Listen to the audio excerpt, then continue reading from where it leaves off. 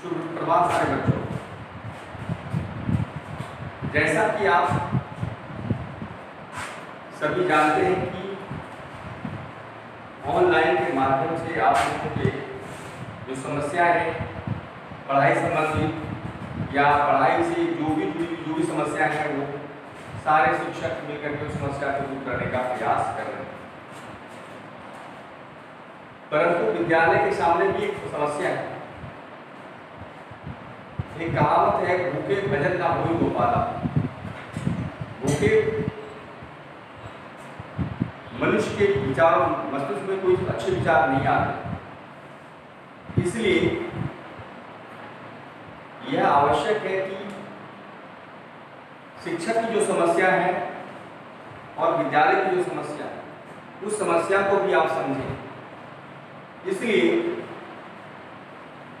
अपने अभिभावकों से कहें कि जो सेशन चार्ज है मंथली फी नहीं लगेगा भी, परंतु जो वार्षिक चार्ज है उसको आप विद्यालय के समय 10 बजे से 1 बजे के अंदर, अभी विद्यालय का समय 10 से 1 है, तो 10 से 1 बजे आकर के अपना नामांकन करा लें, ताकि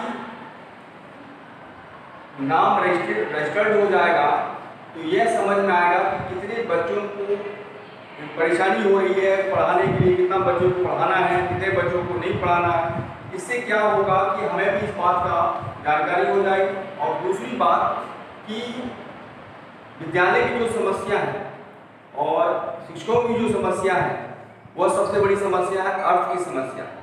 हम लोग 3 महीने से 4वां महीना से कंटिन्यू आप लोगों से जुड़े हुए हैं, परंतु बिना आप जब तक फी जमा नहीं करेंगे या सेशन फी जमा नहीं करेंगे, विद्यालय जब तक फी जमा नहीं होगा तब तक विद्यालय या प्रबंधन के माध्यम से कि जो हमें आता है वह भी नहीं आ पाएगा।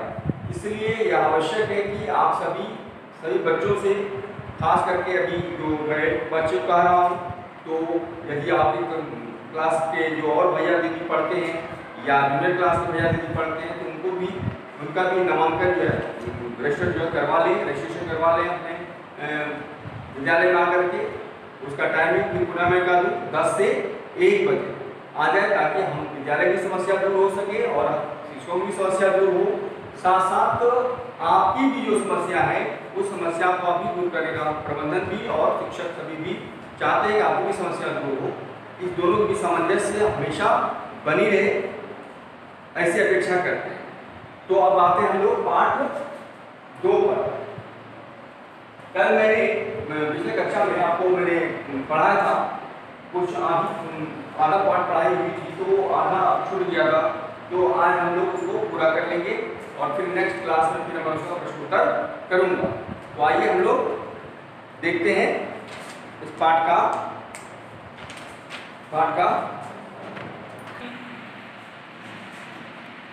आज हम लोग यहाँ तक पहले पढ़ चुके थे, एक बार फिर मैं आपको थोड़ा सा सारांश बता देता हूँ यहाँ से यहाँ तक का, कि जंगल में खर नाम का सिंह रहता था और एक दिन वह घूमते हुए भूख से व्याकुल होकर के भोजन के लिए इधर उधर भटक रहा था। तभी सूर्यास्त समय में एक गुफा उन्हें दिखाई दिया। उसने सोचा कि निश्चय ही गुफा में रात में कोई जीव आएगा तो मैं यहाँ छिप करके बैठ जाता हूँ। ऐसा सोच करके गुफा का जो मालिक है दधिपुच्छ नाम का सियार वह आता है और सिंह के पैरों के चिन्हों को देख करके वह गुफा में प्रवेश नहीं करता है, बाहर ही रह जाता है। और सियार सोचता है कि इसमें निश्चित ही विनाश है ना, निश्चय ही इस बिल में सिंह रह रहा है, तो क्या करना चाहिए, ऐसा विचार करके वो दूर से ही ध्वनि करता है कि हे गुफा, क्या तुम्हें याद नहीं है कि तुम मुझे जब आते हैं तो तुम क्या करते हो, मुझे आज आवाज़ क्यों नहीं दिया, क्यों नहीं बुलाया। तो यह सुन करके सिंह ने सोचा कि निश्चय ही यह गुफा अपने मालिक को आवाज़ देता है, परंतु मेरे भय से यह कुछ नहीं बोल रहा है। ये हम लोग यहाँ तक पढ़ चुके थे।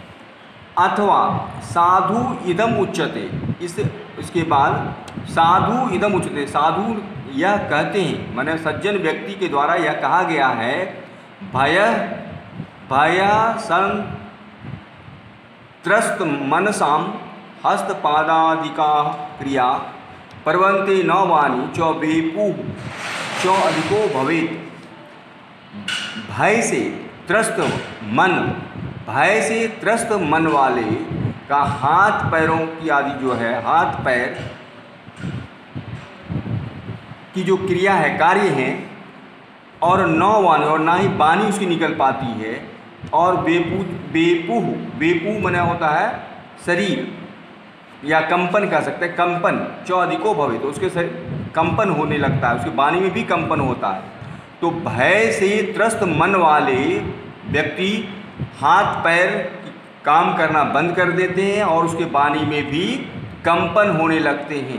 ऐसा साधु लोगों का कहना है कि आप भी अनुभव करते हैं, जब हम लोग बहुत भयभीत हो जाते हैं तो मन जो है, मन से अत्यंत भय उत्पन्न होता है, तो मेरे हाथ पैर के काम करने की क्षमता नहीं रह पाती है और ना ही वाणी साफ हो पाती है।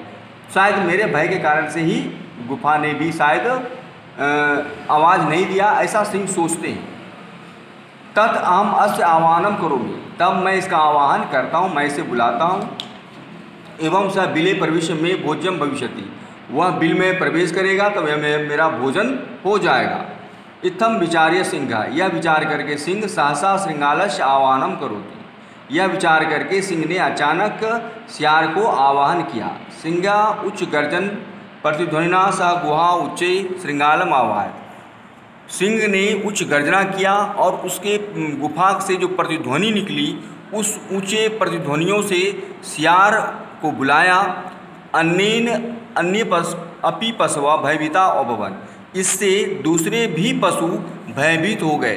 सियार भी श्रृंगाले अपि ततः दूरम पलायमान इदम अपठत, सियार भी तब इससे दूर होकर के भाग गया।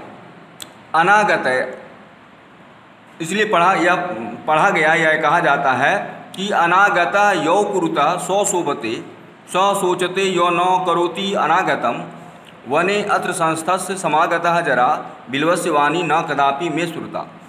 अनागतम, जो अनागतम, जो नहीं आया है उसके लिए करना चाहिए, सौ शोभते, वही अच्छा है, जो नहीं आया है उसके लिए ही प्रयास करना चाहिए।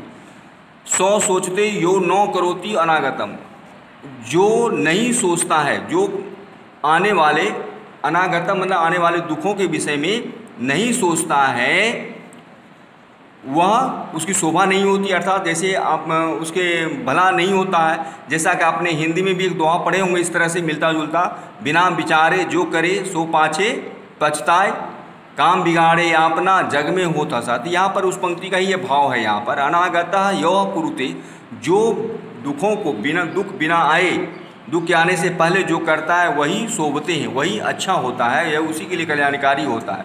यानी अर्थात दुख आने से पहले उसके विषय में चिंतन करना चाहिए, दुख आ जाने पर उसकी चिंतन नहीं करना चाहिए।